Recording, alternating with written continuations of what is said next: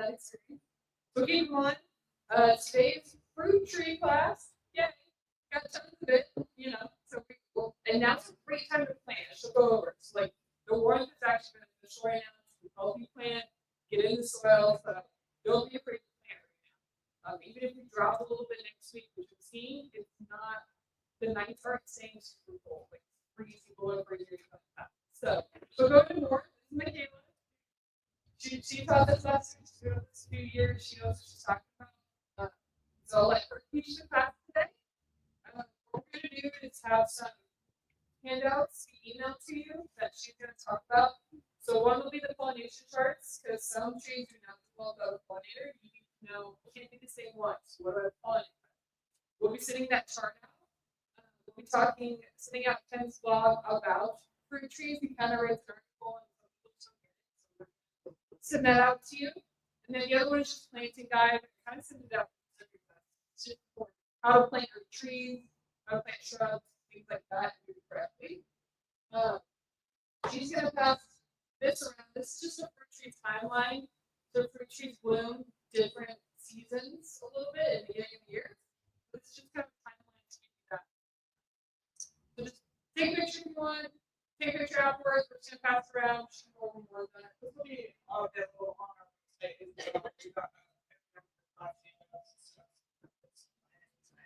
Yeah. And then last thing, I guess you can surpass this. You can get that up. We made a specific fruit tree planting guide and watering guide. So it's made for the fruit trees and everything else. So these will be after class. You can pick these up down in the cashier stand. We'll also be sending that. But if you want a physical one, I only have one. Someone want it? Oh, I got it. Anyone planting your fruit tree? Choose again first. But I have plenty more down below. I will leave it to Michaela, and she will begin. Turn this off. Well, guys, it's for so many varieties. So, I would like to say the first part about planting fruit trees, picking fruit tree. We got, as you can see, this whole back of the greenhouse, and then we'll open up the side of the greenhouse as well, so we can walk out this side over here. We've got a whole ton of lots of varieties of fruit trees. Everything from your stone fruits like your peaches and nectarines to your apples and your pears. Later in the season, we'll have plum. Well, and we've got plums and stuff now, but we'll have figs and things like that as well. So, tons of varieties. So, pick what you like to eat. Don't just grow a fruit tree to grow a fruit tree. You know, like, what's your favorite fruit? Let's throw that.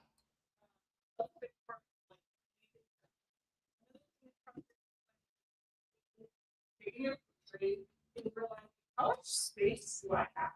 You want to think about these things beforehand, so you don't get 5-10 years down the road. You go, oh boy, this tree's big, and he's gonna take over my sidewalk or my pipes, and that can cause the trees here. So planning these things out ahead is super important, and just sets you up for success.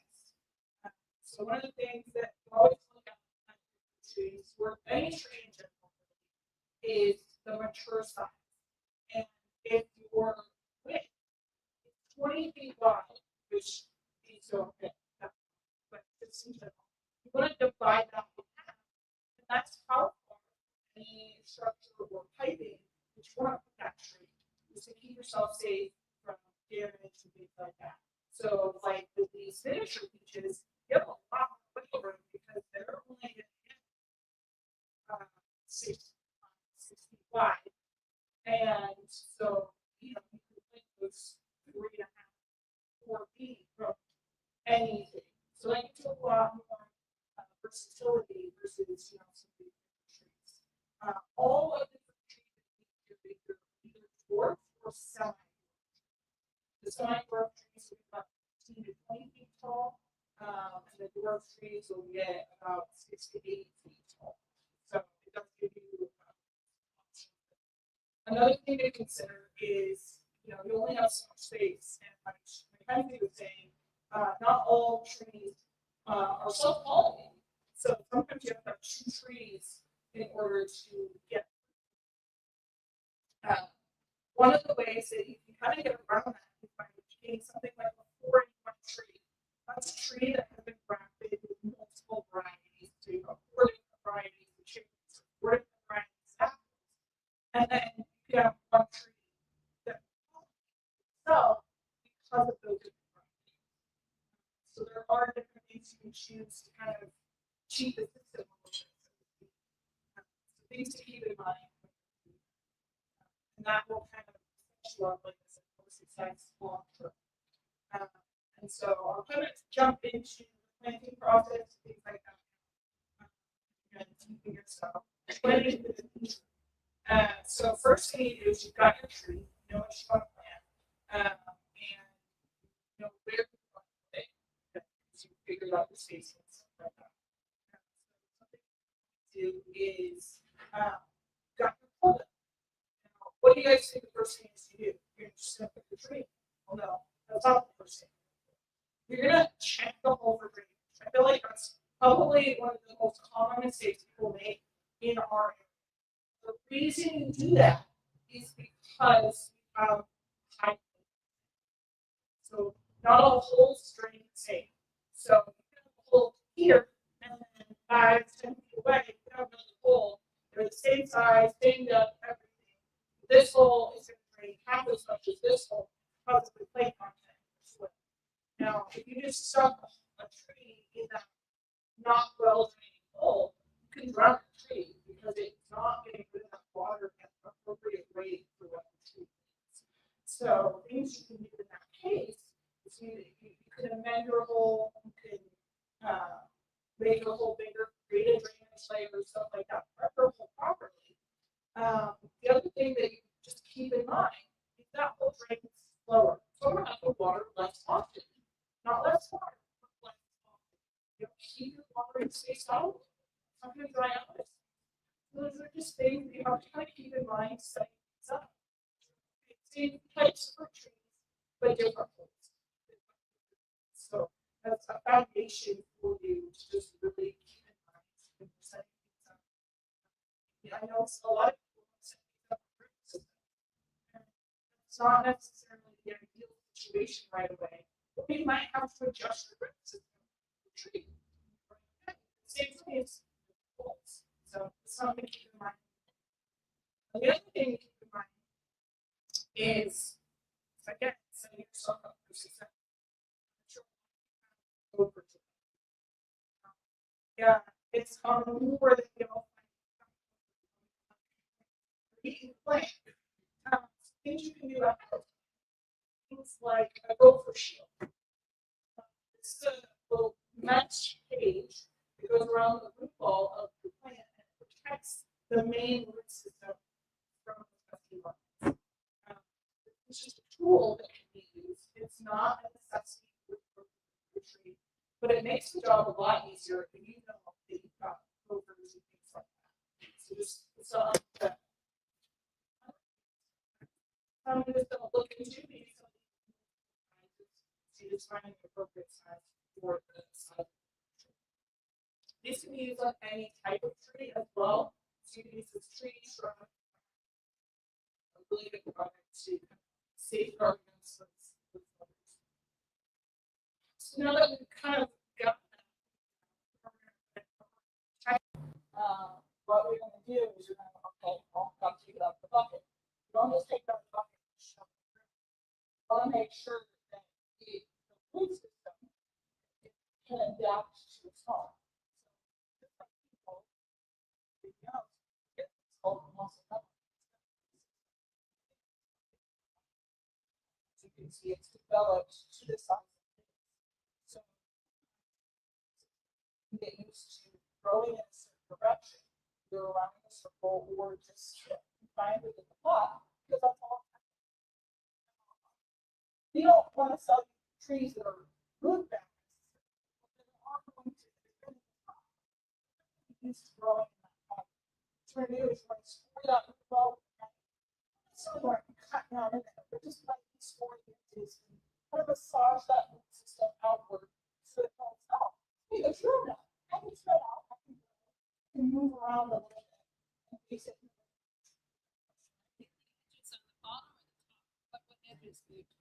So the sides and bottom of your root ball, that's a great question. She asked, which should be scoring the root ball. And that would be the lower sides and the bottom of the root ball so that you can open that bottom system up just a little bit.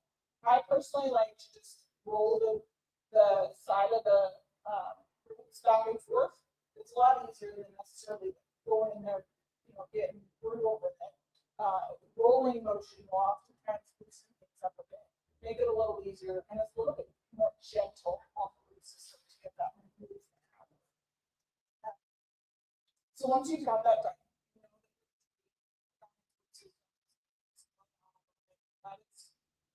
protection and all that stuff, you're ready to put it in the hole. Now your hole should be 2.5 to 3 times this spot here.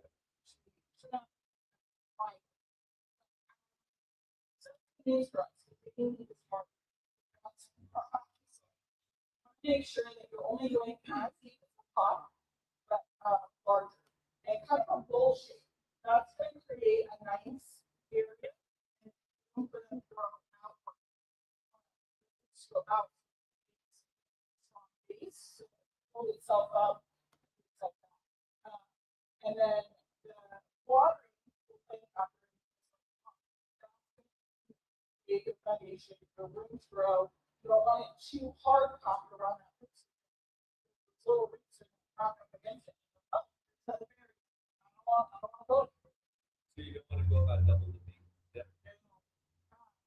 But that's not a common mistake for planting fruit trees because they will actually plant above the ground, and that can cause issues. So this is a good example. But I mean, you want to have it down below. Typically, no, that's where you're going into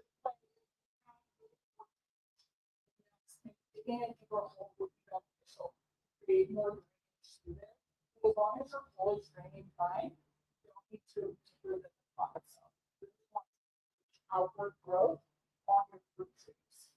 One of the things that was mentioned was don't plant for one of the grass. And this nut right down here, you're going to see that on pretty much all of the a little bit of the hump on the bottom. On most roots, you never want to bury that back. Fungal issues and all. So keep it below that.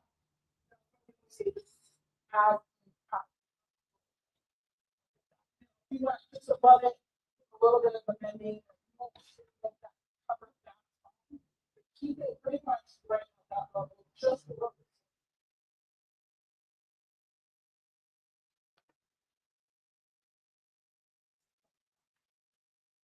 Now, tree in the ground. What you're going to do is fill that hole. You don't want to use organic soil. As you guys know, here in our area, we have very poor soil. It's rocky, it's nutrient deficient, it's just got a lot of problems. We like to amend our soil using premium mulch. Now, this mulch here is not what you see something your part. It's compost mix. Almost identical to our potting soil. And we'll take when planting in the ground, we'll take 1/3 of the mulch, 2 parts of your native soil, and that gives a nice nutrient dense base in order to grow and have some good food to start off with. It also keeps the soil a little bit more aerated, a little bit softer, quite as hard as a typical soil. Now, if you're planting in a pot, you don't want to use this, you want to use potting soil. Another mistake people make with this is they do too much mulch. Now, this mulch here can run a bit hot when we're in other compost. So you don't want to plant directly into too high of a concentration to create too warm of an environment for that system. So the thing you should keep it at that right around 1/3, 2 parts of your native soil. If you have this, your soil is just rock, it's not soil at all. Then you can go in and amend and add more potting soil.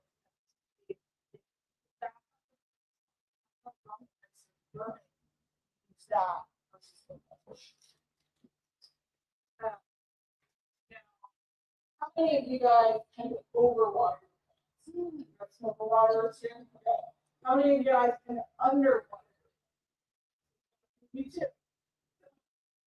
Something else to keep in mind. Know yourself. You know that you're just things like that. There are things that you can do to help your plant or to help your ground hang on to moisture so that you get moisture. I'm going out of town. I don't have to worry about it. Things like trimming a layer of moisture. Produced here. This will help retain moisture. Now,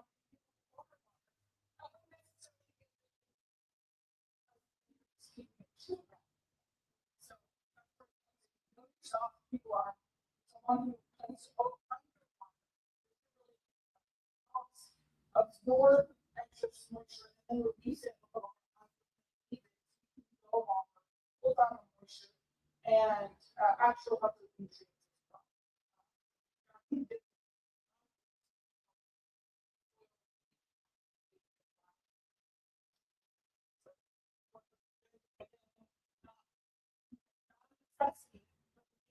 well. For one of the other things I want to talk about is fertilizer. We've got fruit and veggie fertilizer. All-purpose fertilizer. They are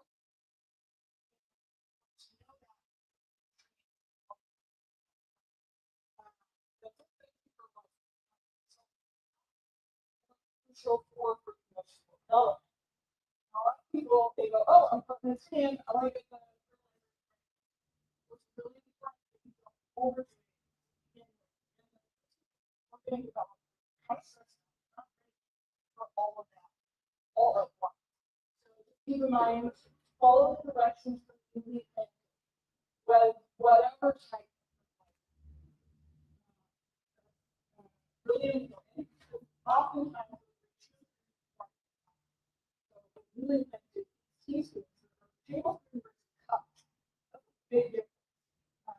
To mitigate that risk over. Something else that we've always recommended when first planting, I'm not saying this, do this over that first plant. That's what we're doing. This establishes the root system is the immune system. Eat your fruits and vegetables, which hopefully you'll do. Is it's gonna help. So using the root room.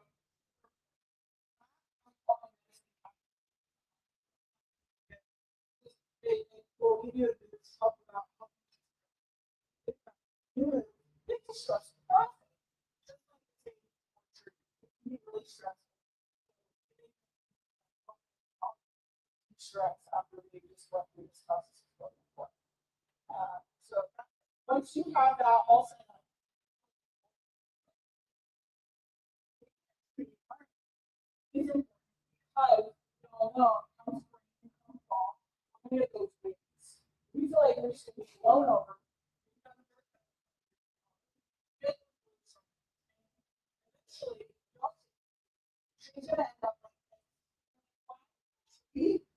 leaning. Like what's going on? Because it becomes that root system. So you're inviting one to find going back and forth. Keep it from going too far in one direction. Senior should be helpful. I'm gonna grab the stick kit over here to show you. We have several things. Now this is like overkill. Obviously, for the first one, these stages go back. It's something like this bigger here. And these smaller ones. Those should use a stick here. It comes with a tie wire. This here. And this will go around each post and then connects to this B strap. And B strap opens up like this, which is what it's called. And I'll show you how to do that.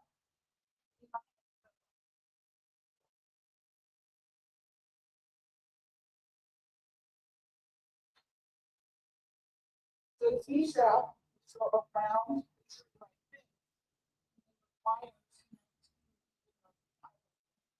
And then shoot your shapes.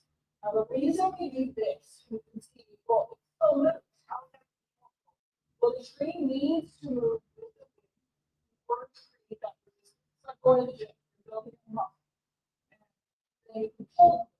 So if you don't have any movement, it's going to be like someone was holding it for the entire time. Yeah. That's not true. So make sure that you do use this strap. And then after a couple of years, take that thing out and let the tree soup up. And that tree will also be able to grow straight up how we want it to, size or lean.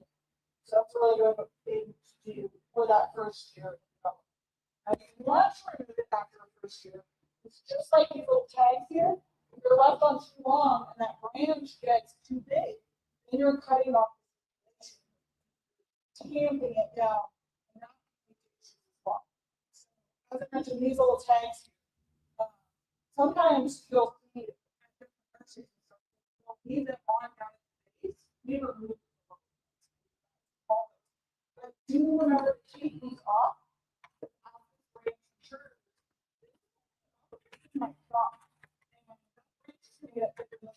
And it's going like this. It's not big. So remember, want to keep your tag, that's great. Either if you're like, oh, I'm gonna lose that, then move it to a smaller range. Well, like move it to a whole different spot. So you can have this space to not.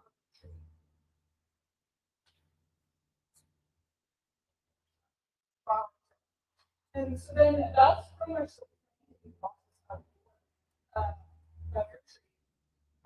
And now we go, how do I care for my tree? I look at one.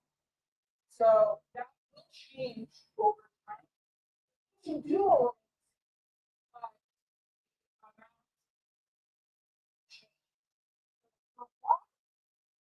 you only pick one. You do it right. You for the first year, you're basically going to match the gallon on your back. Most are rated each time. But honestly, you make if they water too often,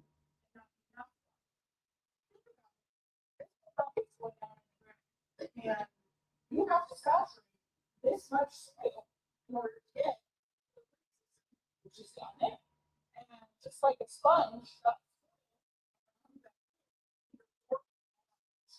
and so you need to do a nice deep saturation. Now, again, we talked about drainage before. And so you may, if you're working home, you may have to go a day or two longer. Or if it's fast draining, you may have to move that up. Summer, oh my goodness, it's 100 degrees. Water. Not necessary.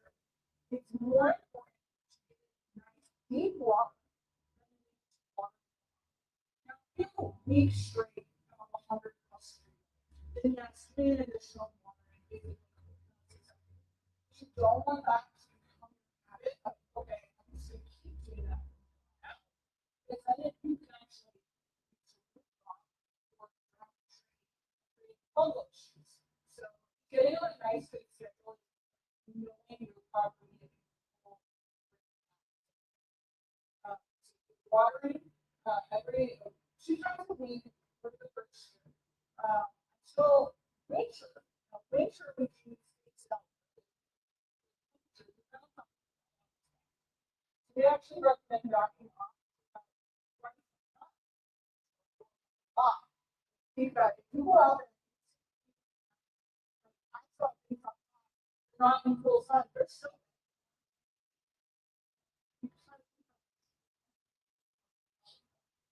You do increase the amount of water you get. So, 10 gallons. But again, like, come March, go back to water. So, a little bit of a rotation there. You have to adjust. Now, as the tree matures, it will become a bit more.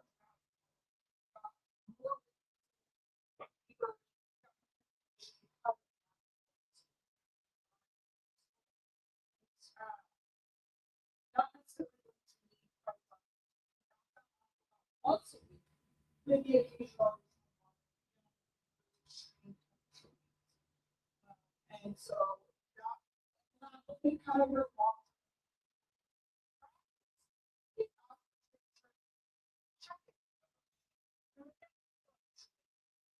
But if you plant it, you have to keep in mind. Native trees started in that soil, so it's a little bit more suited to that area. So, if you're the one that brings it home,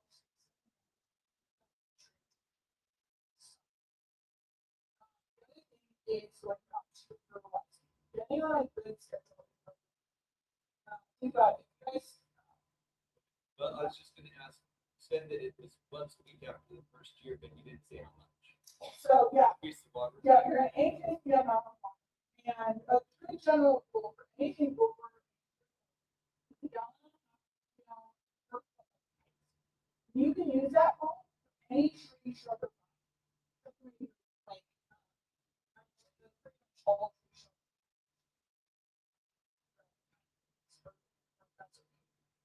The amount of water.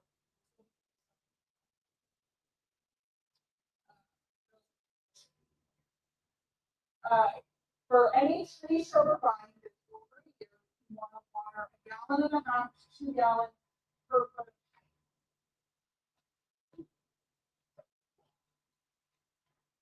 Going back to fertilizer, it is that prevention fertilizer. Similar to what all.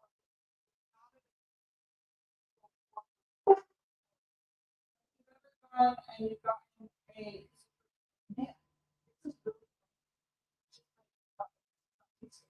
or underdeveloped. That's oftentimes a lack of nutrition, and specifically lack of calcium. It's not great. So keeping up on a good schedule. The all-purpose that you're going to use every 3 to 4 months. This you use every 45 days during the program. So I'm going to say March through October, you're using this every 45 days. That's because it takes a lot of energy to develop. It needs to be fed more often.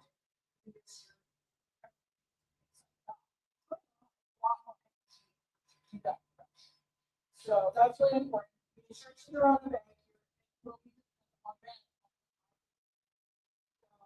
So, trees, we're going to be doing 2 cuts for each trunk diameter.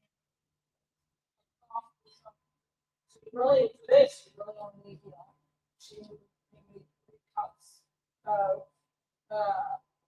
fertilizer once it's established. But then you get on that schedule of keeping that. And this is water activated. Super easy. You just sprinkle it around the base of your tree and you water it. And then let nature do the rest. You don't have to do too much. That's a great question. She's asking, do you put it right in the base or do you put it in the long term? I recommend it's kind of sprinkling it around. So, yeah, again, great point. She's saying the canopy. So the canopy is also all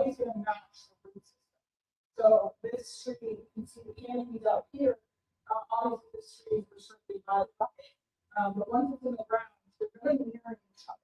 So keeping your fertilizing out to where that root system or that top is. Now, you're going to have roots all the way up to the tree. So if you just do kind of a wide path under the canopy of the tree, you're going to be hitting those right spots. You don't have to overthink it. It's going to hit them. So you didn't get quite as much of this more. Just remembering, like I said, really you don't overdo it. But you also don't have to be. It's 2 cups per each. Just, yeah, something to keep in mind. Keep it spread out. You don't go in one spot. Keep it evenly. So before we move on to other questions, I'm going to talk about move this out of the way.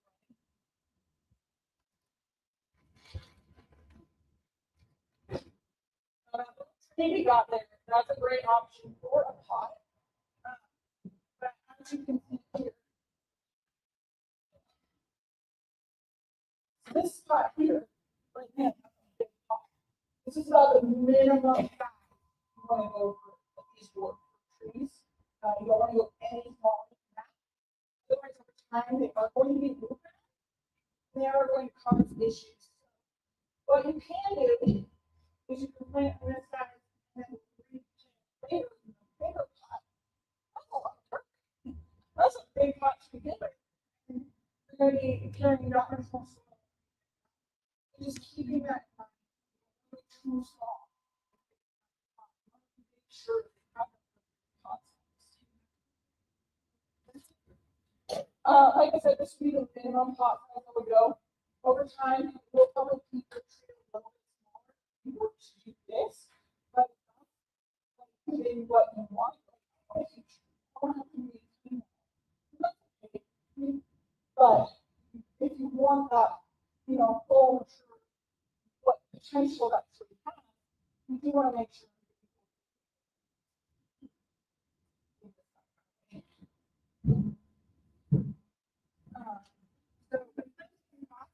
So you want to use a really good nutrient-rich potting soil. This one here hangs on to a lot of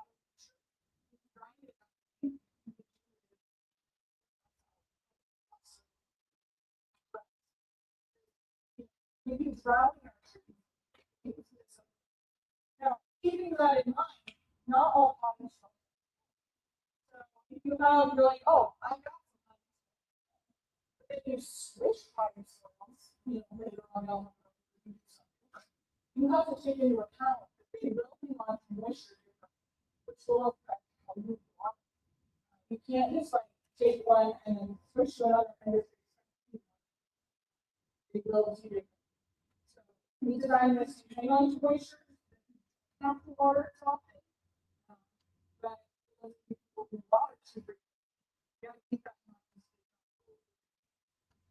Now, with this big pot here, and pretty much all of our property, we have drainage holes in the bottom. Those are super important. If you're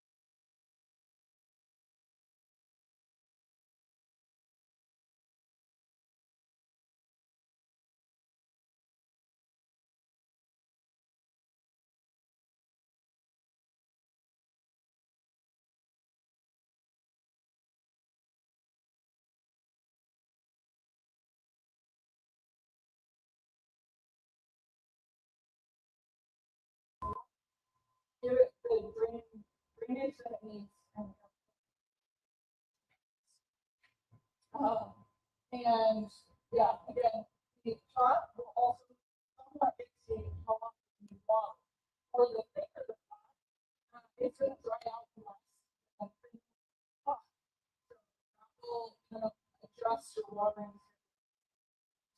So keep in mind to regulate environments.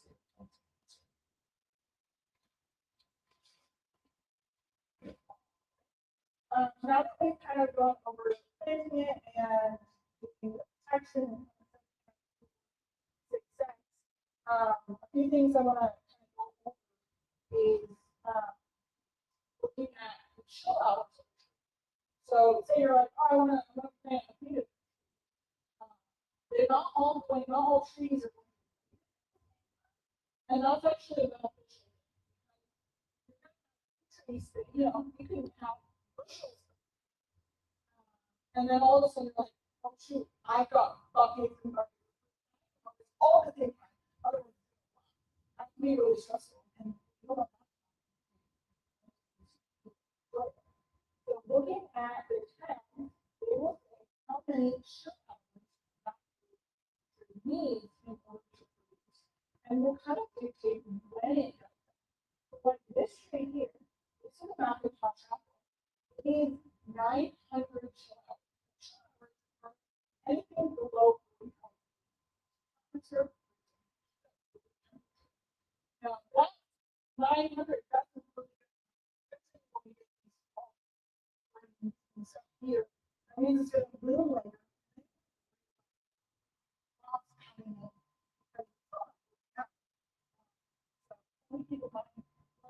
This one here, this low guy, is 400 shots. Bloom later means less. What is the time? So you say 900 hours. That's just during the season. So it, yeah, is when we get our in October, it can start in November. Any temperature below, so that's spaced out throughout the year as we get those. So like this season, we're not getting any sunshine. We've been super warmish. So it may affect how much fruit we get. And then a lot of trees here, you'll probably see they're going to bloom earlier this year. And then, you know, come March, we might get during the year, yeah, during the calendar year, because the vast majority of those October and March. Majority of them. So yeah, great question.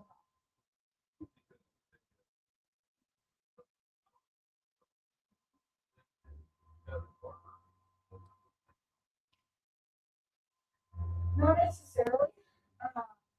Because they're going to be in spring, time frame is going to be a little off. They had it in July. You don't necessarily know. They don't necessarily put as many. Can location add to that? Definitely, Yes. yes. And all the other trees bloom before mine. Yes. That's a great comment. And she was asking, can location play a factor? She's in a canyon. That can definitely play a factor. Elevation can play. But you'll see the west versus east side of your house. So you're like, okay, well, why is it this one blooming out? Well, it's hit all this sun versus this one. We're getting just, you know, a couple of hours of sun. Or it's on that north side. And it's slightly more elevated. Those can definitely be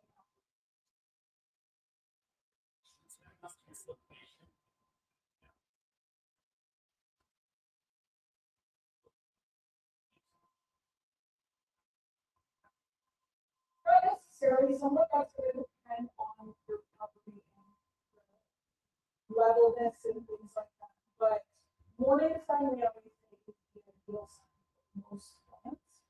So a level situation, they need. And then, yeah, morning sun, trees, they want it.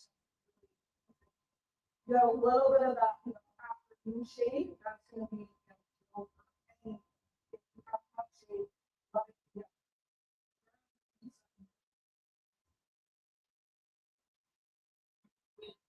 When, yeah, Yeah, wind is definitely a factor around here. We're saving your trees really important. Mitigate some of it. But it can also be beneficial. But as these plants mature, you're gonna get, which you should, taking care of them, more fruit that flows off actually helping people pushing the nutrient into the one. Actually, now we're getting crazy winds, and you know that it's just I get wind. There is the great idea. Blocking some of that. Now, whether that be structure or push the effort, those are things like your rock safe brick, shrub itself, very here resistance, so it's kind of contract.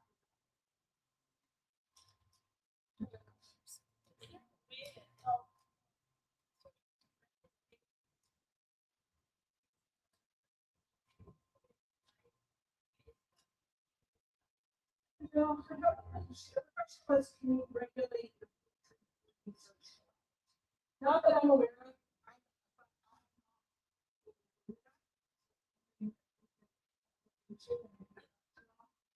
I'm not. Something we kind of did say that this long weather, these are moving out too soon. These use like crop.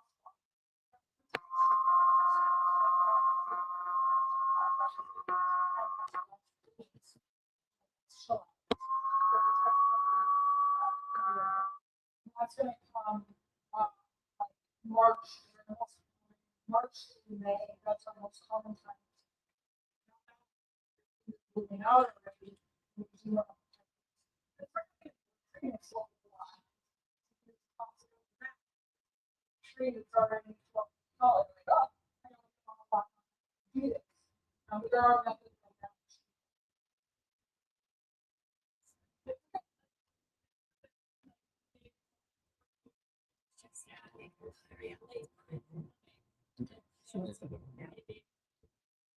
She's got 15. Yeah, there's lots of different methods people will, you know,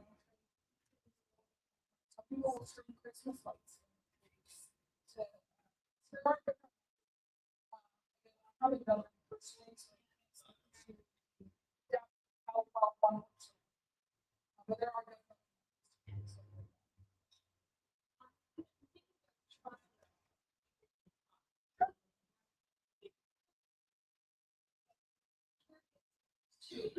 You know, when you can pop that down. Yes, and Keep it close to the house, so it's matter. as long as you get potted, you can see they have a lot.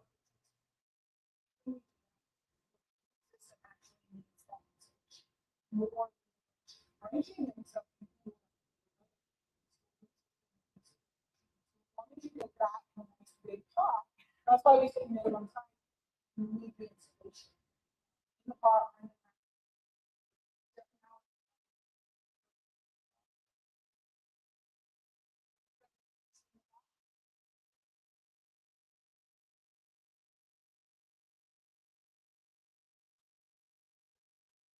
Yes, yeah, so, yeah, it'll probably be about. Now, you'll see here, this one here, you guys can come take a look at this after the class, but, for you people watching online, this has a ton of buds on it. Lots of them, there's probably hundreds or more on it, so, it's not like, you're gonna have enough. Yeah. These trees are kind of, so there's a lot of fruit to maintain and things like that. So, yes, they are, it's a higher volume. So, speaking of that, is, we've got these new trees planted and we're getting this outward flow. And like, oh, I'm so excited, it's gonna be the first year. What you actually want to do is take some of these off the first year to to allow the nutrients to create that foundation and go into the health, not into the food production. You don't have to put all those energy right into that right away. It doesn't have the foundation.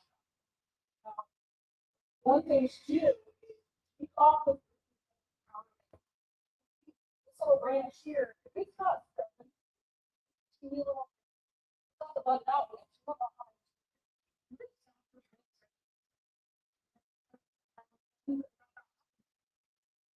So taking off.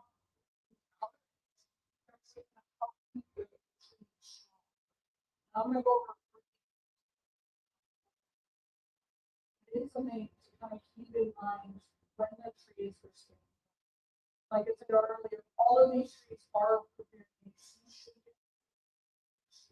And you may want a little less, just more to keep it.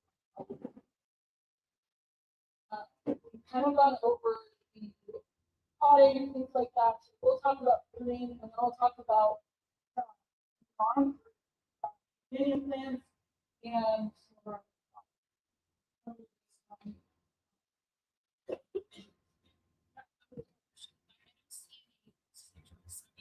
yes, it's not actually. So we do not. We don't over.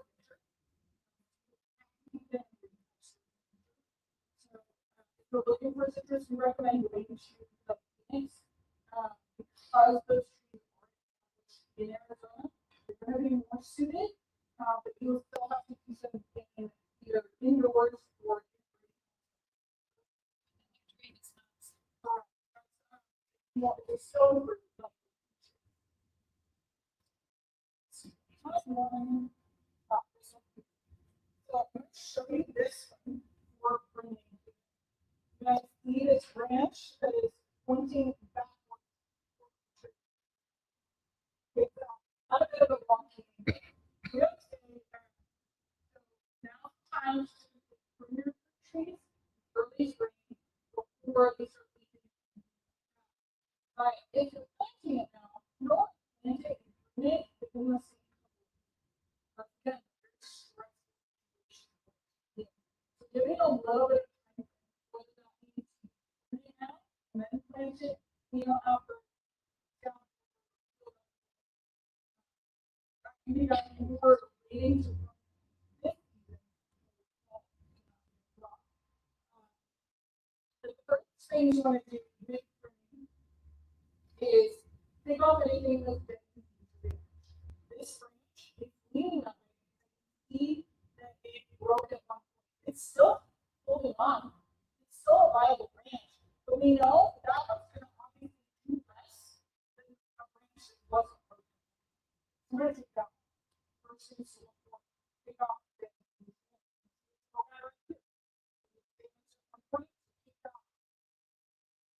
the other things you want to look for is making sure that the tree is balanced.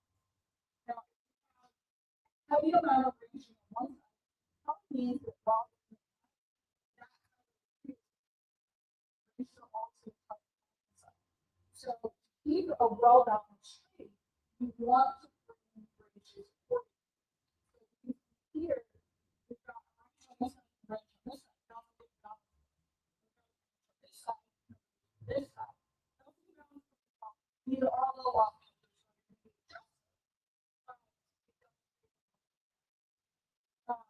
Then you see here, this branch has a bunch of branches coming off, and you want to create a structure while it's done. So maybe taking off, you have like a cluster. Stop for you to take off one of these smaller ones, one of these smaller ones. Keep it on, also create a strong limb. Your off branch, so any branch off of another branch, for structural purposes, you want the off-coming branch to be on the side of the main branch. The other thing you want to keep in mind is branches cross. Like I was saying, the branches blocking too much sun in one portion, you're going to have an underdeveloped.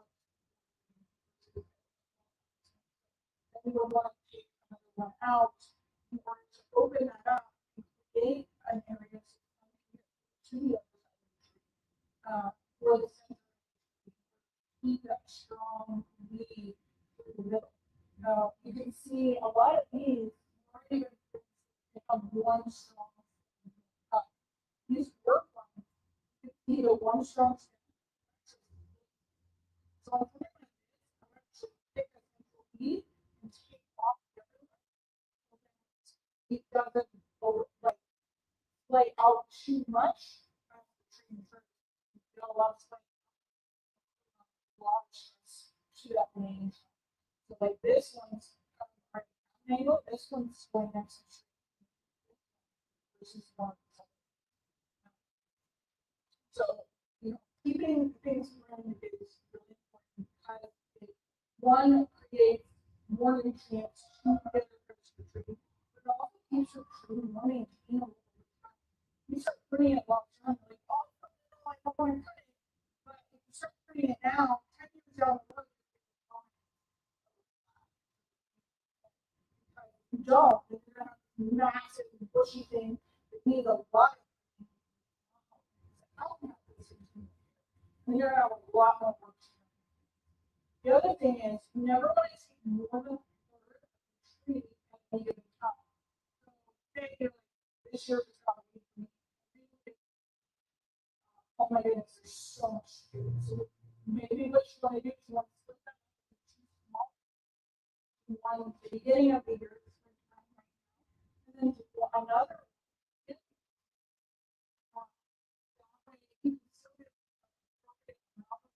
In one year without going too much. Yeah. So I see that one's better now, without it.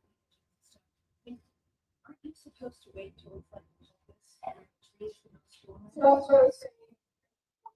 You did make wait.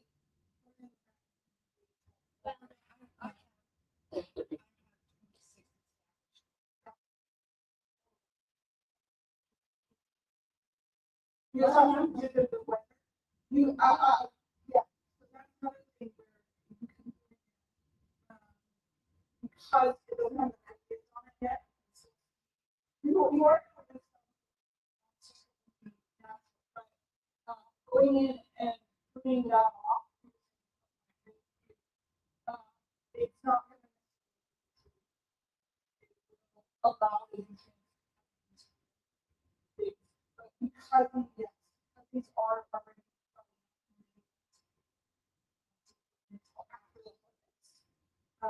and then same year, same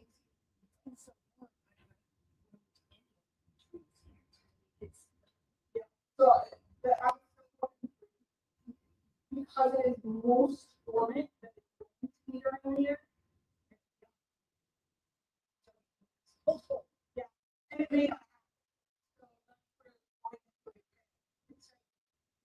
you kind of have to just pick and choose. Can't change. So much as try. Can't change that.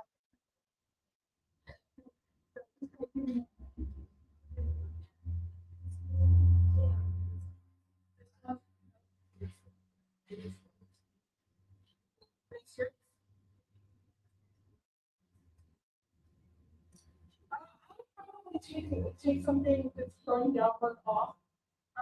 Typically, you want things to be at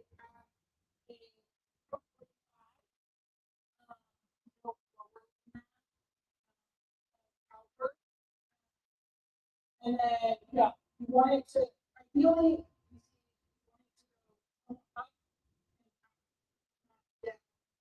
straight, straight up again. Here, main truck, it's way too far. So these are almost. So you take this one off. One meter. So yeah, so that you have a hole for me guys.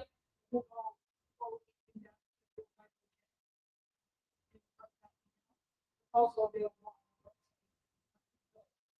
Each tree is available. Again, it's going to depend on which direction your tree is facing. So if you're facing the sun this way, I'm somewhat pruning this range versus this range. The other thing to keep in mind with making sure you're cleaning your teeth. When you're cutting something, look at these.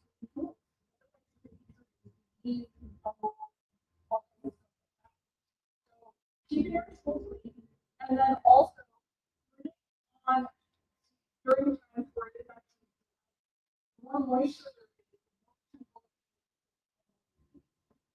A week like this, people are dry. Temperature wise, that much warmer, but we're dry, and that will allow it to get out easier. Now, there are things you can do to help out. Especially if you're a larger room, if you want to protect it somewhat. We have multiple types of these products, whether it's a cooling sealer, it's kind of like a boxy piece, it's over.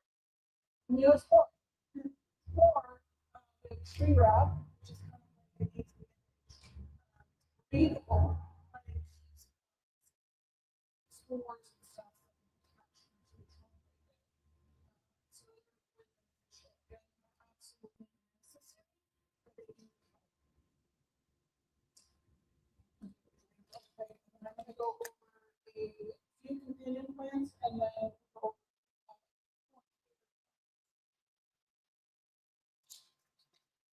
now we're talking about the fruit trees and how not all fruit trees are so small. Like apple trees, a lot of apple trees need another small, I mean, another apple tree is not another Smith. So not all of them are suited to each other.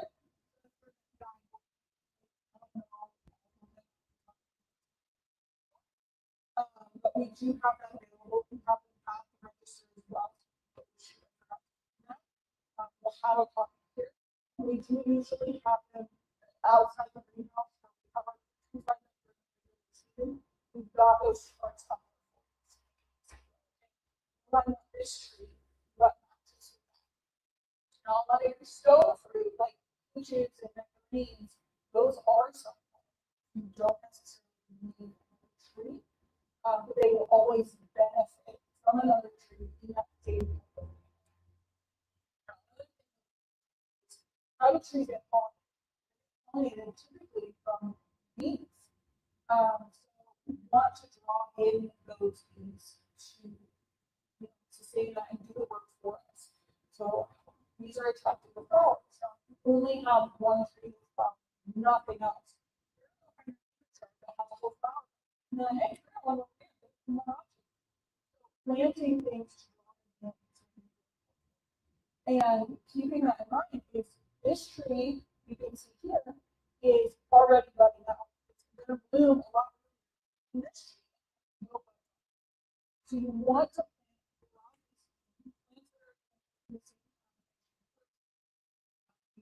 like if you have flowers, you're like, oh, I got a whole bunch of bees early spring. Like your fruit tree doesn't bloom until late spring, and your bees are going to move off and find food source. So, like great companion plants are lavender, a lot of just flowering plants that are blooming at the same time. I like to companion plants. And the reason I do that is because they actually serve a lot of purposes. Birds are oftentimes animal resistant, so they're not going to attract depends on how hungry you are. Anything that you're hungry. But they are also things like rosemary. My favorite plant because it's indestructible, tastes smells great, etc. But it also flowers. So it will dry in these as well.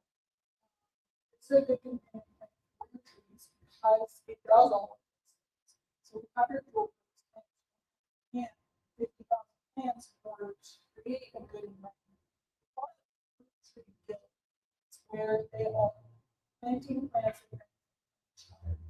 So this thing that this is not an herb. This is for early spring blooms. So start your these early on, and then keep them fed by the bees. So this one here just took sticks and buds. It's going to look right. So very attacking. smell really good. Another one is this teeny little plant right here. This is creeping time. It's going to pop a little pink right, and it's going to stay low to the ground. Really strong, tall tree. This is not going to compete for green space. It's not going to compete for water. Because look at how deep that root system is. Competition. This again is buffer cones. It's animal resistant, and it draws in pollen. So really versatile. Action is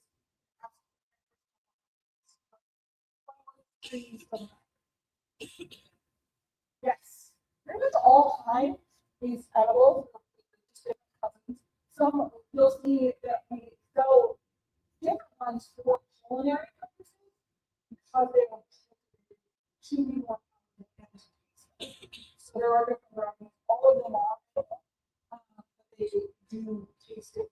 So some you can find. So one during the season, it's about any time as a real citrusy scent. That's probably my favorite one. It smells like lemonade. Mosquito.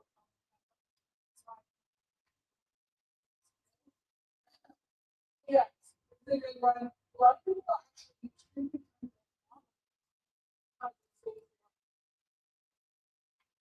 Other plants to plant. This one here, this is called a lower one. As you can see, it's already blooming. These are winter blooms. So again, planting for the seasons to keep your bees fed will help long term. They're already here. They know this is a good year. They'll stick around, they develop their homes, and they'll have better pollination. Real pretty much, this will come in multiple varieties. Color, darker red, and also bright color. It also comes in bright. Other little flowers like this. Some are. These are great, just planting for that color, for that drop. Bringing in those pollinators.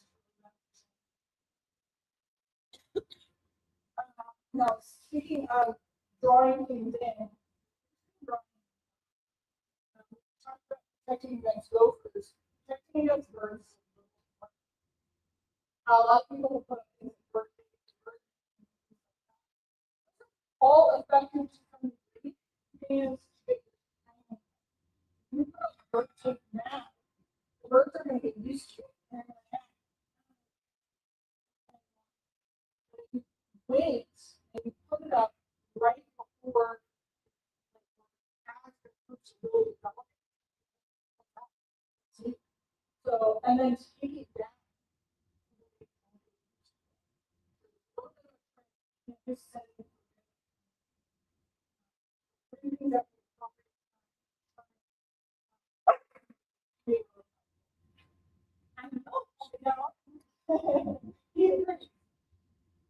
A few other things, as you can see here, I have some other products. They are all beneficial to help maintain or combat issues. I'm going to talk about this. It's probably one of my number one products. And this is why I just you can only fungal disease always caused, always aggravated by saying people overwater keep this around. Some plants are more prone to fungal disease than others, but they always have them. Use systemically or as a spray, mix with water and water. It's an organic product. And it's it can be just poured in.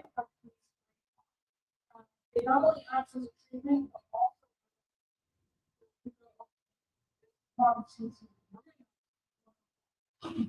you can use this preemptively and go in and treat your trees with them.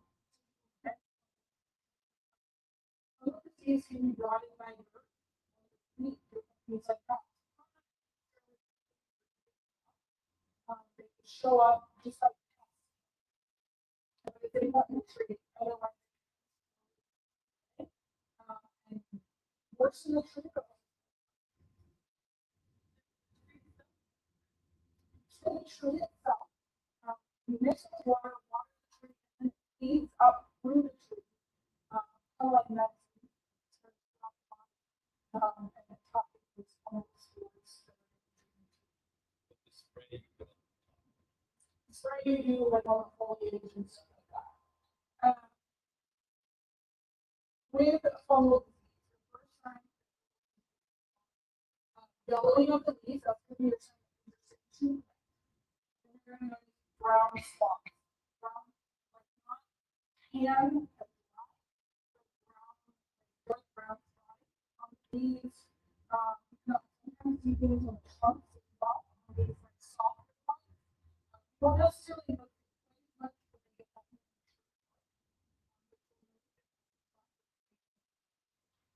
As soon as you see that, first thing I do is just treat it. And then if you're still noticing there's an issue, there may be something else going on. This is in no way going to treat whatsoever. So I was just, do this. And you can do this after some time. You do something like a root growth. Oftentimes we work with water and having the develop system issues. So helping that out at the same time. And then one of the other things, you can use this on any plant health. Now, the application may be, if I'm not for combine, keep getting your leads back, so you would want to make sure you only use roses. So roses are one of those plants that are naturally susceptible to fungal disease. Maybe every week or two, you know that you're noticing that each season. But if you use it systemically or explain. Do you have to worry that it's organic, it's from the fruit? No. Like that, that's fine. Like, let's say That's for trees, things like that. So I love this product. It's really from fruits to vegetables. It's really good system. A couple other products I want to go over. Drug and pest related. This one here, this is trio shrub branch. Can be used on. You do want to make sure. Now this one's to be for apples. So one of the reasons that things about more is that you look at the stem. So it's species.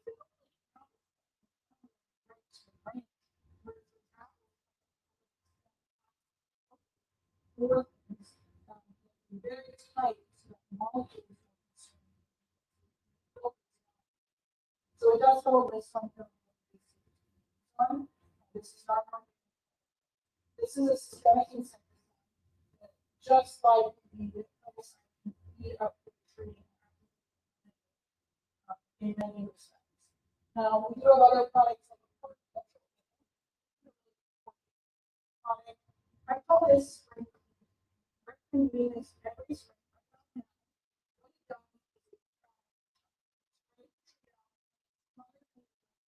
Eggs from those bugs from the previous. Now, horticultural oil, you may also use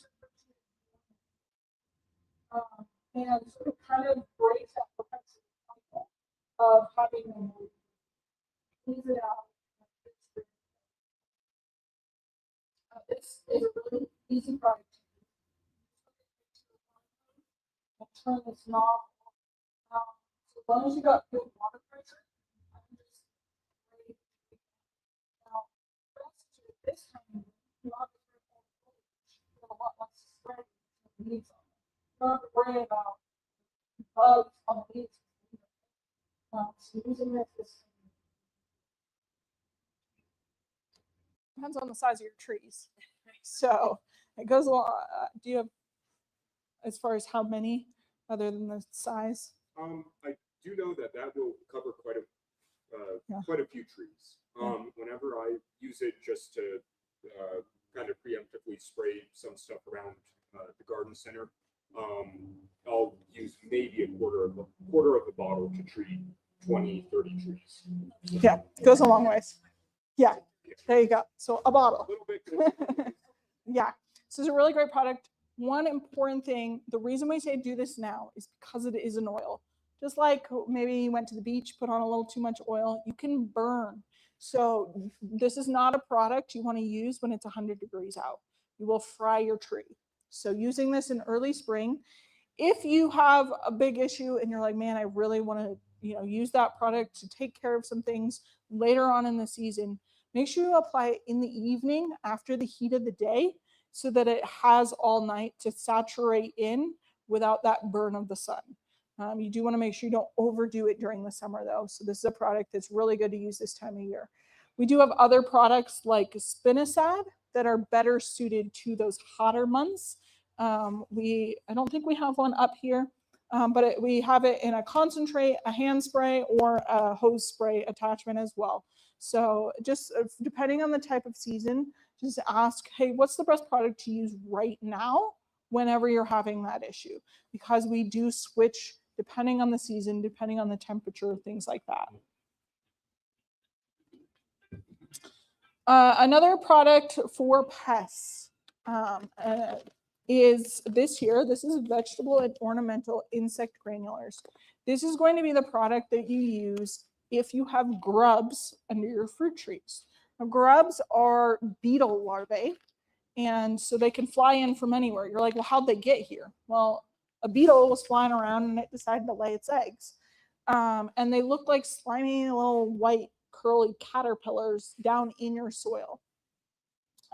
They are very important to get rid of because they will eat the root system of your tree. All of a sudden you'll go out there and you'll notice, why is one branch dead? Like nothing damaged it, what's going on? It's because something ate the root system that's feeding that section of the tree. And grubs are one of the pests that will do that. One possible indication that you have grubs is if you have skunks digging at the base of your tree. They're looking for those grubs. They're going to eat them. Well, you don't necessarily want the skunks in your yard either. So just take care of them with this. This is specifically designed for your fruits and vegetables. We have other products. So say you're like, okay, well, I just have a bunch of evergreens. We have another product that's called Grub Free Zone that you can use on that. It's definitely more effective, but it's not recommended for your fruits and vegetables. So again, just find the right product for the plants that you have. She asked, can you use milky spore? I'm not 100% sure on that. I haven't looked into it being used to treat for grubs. So yeah, that's that one. Couple products we have here. These are both just to help with nutrients. Now, if you're already on a good cycle with your fertilization, you really shouldn't have to use these. But if you did a soil test and you're like, I have 0 calcium or I have 0 sulfur in my soil, and I'm looking to plant, you can add these to get those levels up faster and to, just bring it up, because this is slow release. It's going to take time. These can bring your levels up sooner so that you can plant and already be at a good level. This is that calcium I was talking about. It's going to help with that fruit development, help with the taste, things like that. This is also what you may have noticed on if you ever had an issue with your tomatoes in the past with having dark spots on the bottom, that's blossom end rot. And that's also a lack of calcium. So we've got different products for that as well, but that's what that helps with. And then this is soil sulfur. It will help for your acidity levels. And this is something you can apply each year as well, just to help maintain and keep neutral levels. But as long as you're on a good rotation ahead of time with either our all-purpose or the fruit and vegetable fertilizer, you shouldn't have to use these unless you're trying to bring up your levels faster.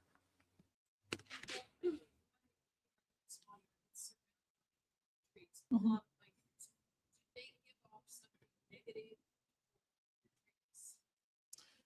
I'm not familiar with that. I don't think so. One thing that could be playing a factor is if you had a really thick mat of needles, that can cause hindrance. They can slowly change the acidity of your soil, raise that up. So that can play a factor in that respect.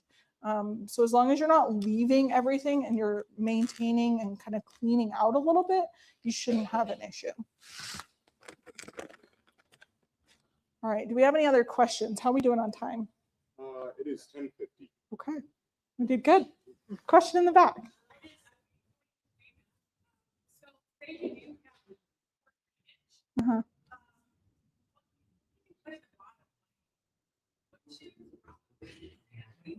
Yeah, so she's got something that's got poor drainage.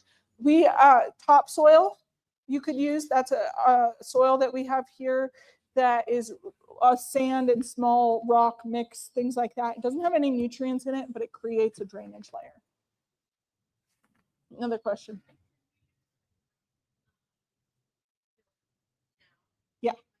Yeah, you can use it at any time. Yeah.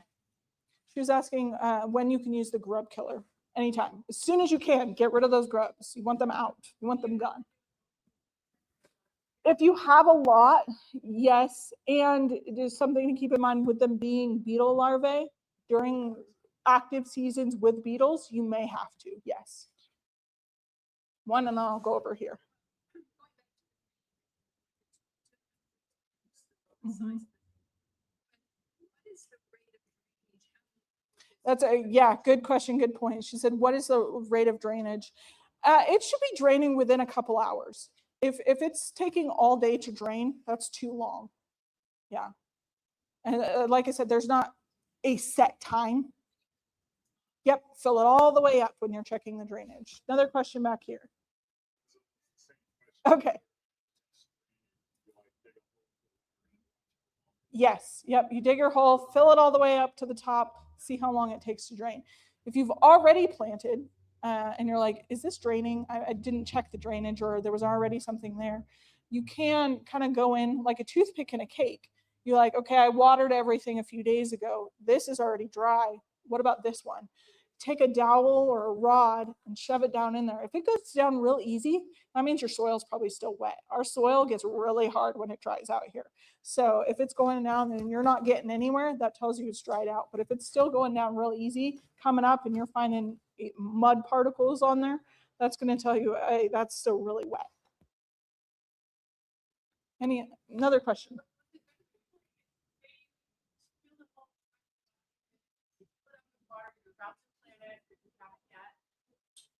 It should be draining within a few hours. Yeah. So like I said, that can vary somewhat, but you don't want it to go all day. If it's taking more than, 3-4 hours, I would say it's slow draining. If it's taking more than like 8 to 10, that's poor draining. It's fast draining. That's where maybe something like your Aqua Boost would come into play. That'll help retain some of that moisture. But mixing in like your mulch, that's going to help with a little bit of that as well. All right. If you guys have any other questions, we'll be around helping out, but I think we're going to close it up there.